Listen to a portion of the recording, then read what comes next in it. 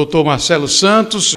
O que é que o senhor destacaria nessas regras que estão sendo apresentadas pelo governo de Luiz Inácio nessa proposição de tornar mais pobres os pobres brasileiros endividados? Essas regras, elas vão favorecer? Como é que o senhor define essas regras?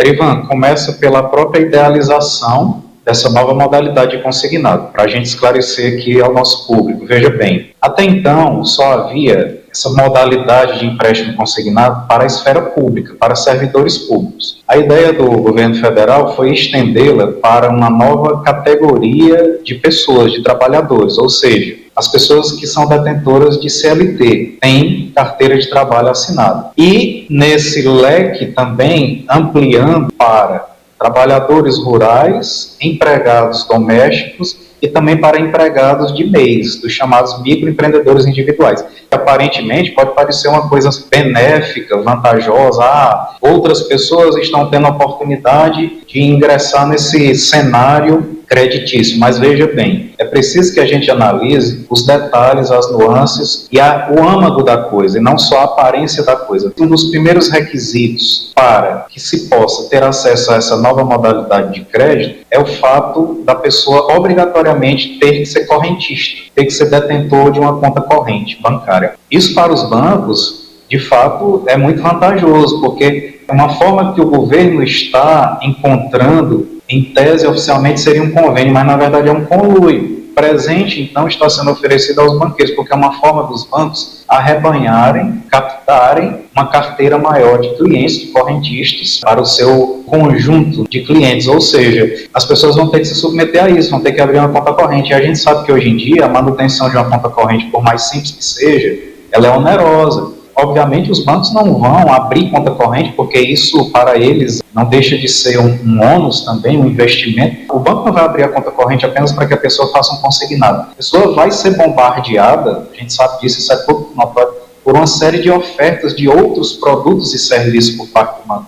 O próprio consignado do Lula, vamos chamar assim satiricamente, porque não é do Lula, existe a impessoalidade na administração pública, o dinheiro não é dele, né? O dinheiro que está sendo oferecido a título de empréstimo não é dele, é nosso, é do próprio trabalhador, é outra incongruência. O trabalhador está sendo instado a contrair o empréstimo dele mesmo. Só uma intervenção, porque foi o próprio governo, inclusive a ex-presidente do PT, Gleisi Hoffmann, fez um vídeo falando do empréstimo de Lula, praticando um crime, porque, como o senhor disse, o governo é impessoal, mas eles acham que são donos do Estado, agem, ela praticou mais um crime, tanto é que depois teve que retirar o vídeo, mas disse que, em dificuldades, busque o empréstimo do Lula. Mais uma prova, Erivan, de que, além de pretensiosos, eles são incompetentes mesmo, não entendem absolutamente nada de gestão pública, desconhecem princípios básicos da administração pública, e um deles é exatamente a impessoalidade. Então, isso realmente é crime de responsabilidade, está capitulado na Constituição e na lei específica de crimes de responsabilidade, essa coisa da gestão pessoal improba do erário, né, que alguns chamam erário público, mas é pleonasmo, mas todo erário é público. Então, como eu estava dizendo aqui, a própria instituição do empréstimo, ela não se deu por lei, estrito sensu, não obedeceu ao processo legislativo. Foi instituído por medida provisória, portanto é uma situação transitória, instável, e no que diz respeito à regulamentação, portarias são atos normativos de cunho administrativo. Então, veja bem, no dia 12 de março passado, foi lançado oficialmente, porque na verdade é um grande oba-oba, né? É uma grande campanha publicitária e de cunho político. A maior prova disso é o que você acabou de falar, o empréstimo do Lula. Veja a conotação pessoal, né? Política, ideológica, num momento estratégico em que a popularidade de Lula e a rejeição também, né? A rejeição é diametralmente oposta à aprovação. A aprovação lá embaixo, quase zero, e a rejeição quase 100%. Então, veja como é estratégico. Então, finalidade puramente política eleitoreira. No último dia 12 foi lançado, no dia 21 de março passado foi disponibilizado, e no último dia 28, Arivan, na sexta-feira, foram publicadas 3 portarias, tá? Faço questão de deixar bem claro, para aqueles que têm a mínima noção jurídica das coisas. Não é lei estrito sensu. A gente sabe que decreto, foi lançado um decreto também 12.415, que cria o comitê gestor, né, dessas operações de crédito consignado nessa nova modalidade, mas decreto, o condão jurídico, o objetivo, o propósito técnico jurídico de um decreto é regulamentar, não é instituir, não é obrigar. Nós vimos na pandemia várias situações dessa natureza, os lockdowns foram instituídos por decreto, mas decreto não é lei.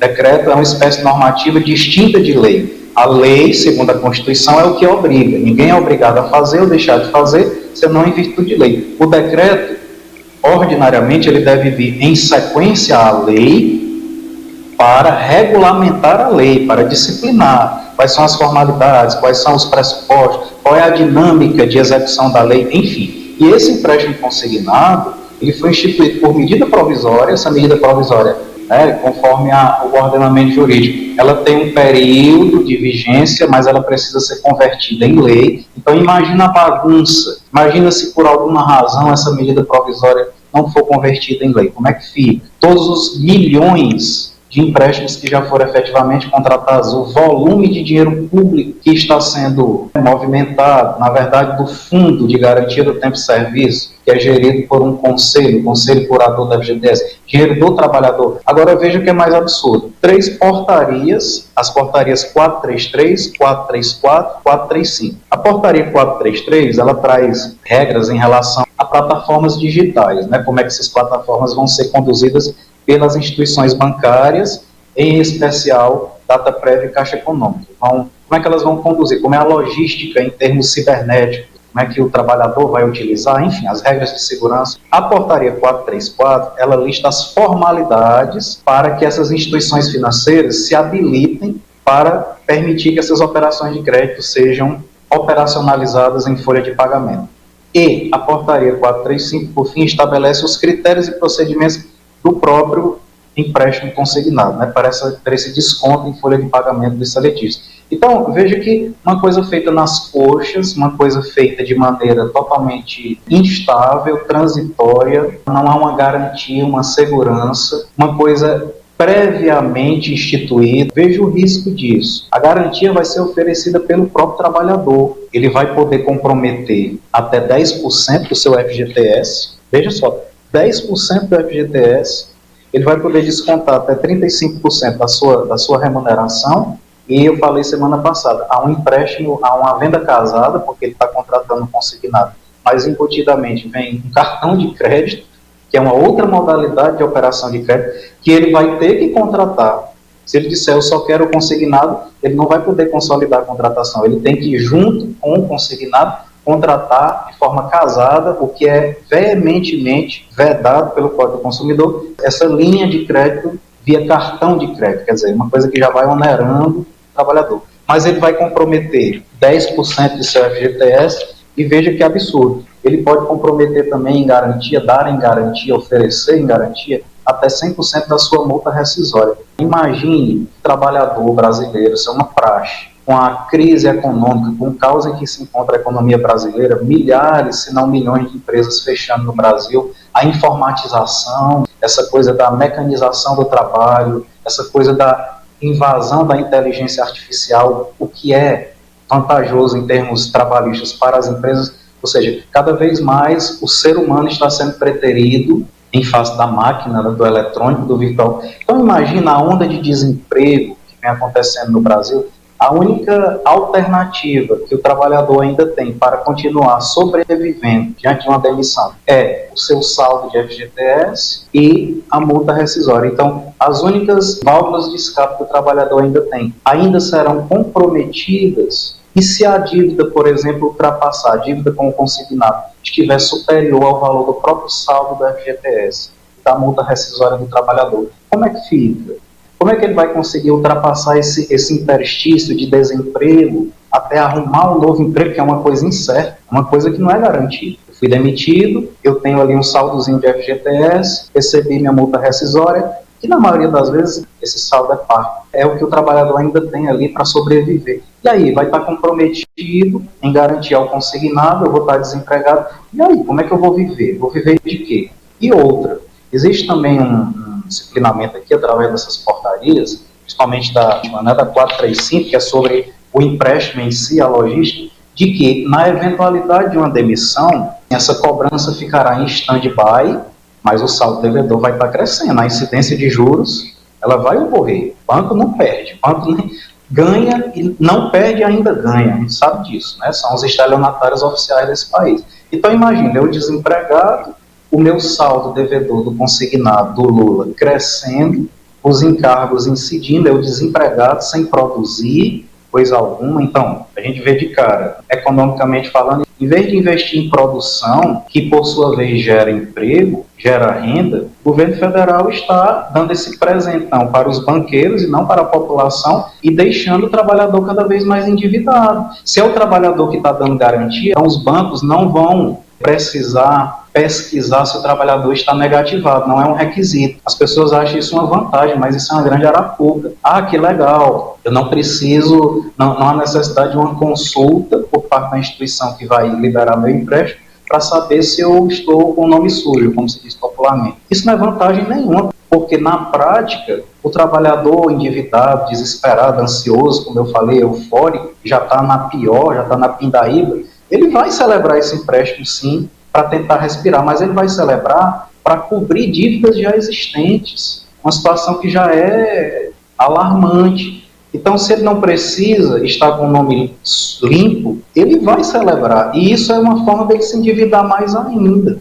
E aí, fica em stand-by, se eu ficar desempregado, para que, por ocasião do próximo emprego, essa cobrança, esses descontos em folha de pagamento sejam retomados. Mas e se eu não arrumar um novo emprego? Ou será, respondam-me, se no Brasil atualmente há emprego em árvore pendurada? Em qualquer esquina eu chego, arrumo um emprego atualmente no Brasil? E aí, como é que fica? E se o trabalhador não conseguir arrumar um novo emprego, que é uma possibilidade muito clara, né, diante da realidade, como é que fica?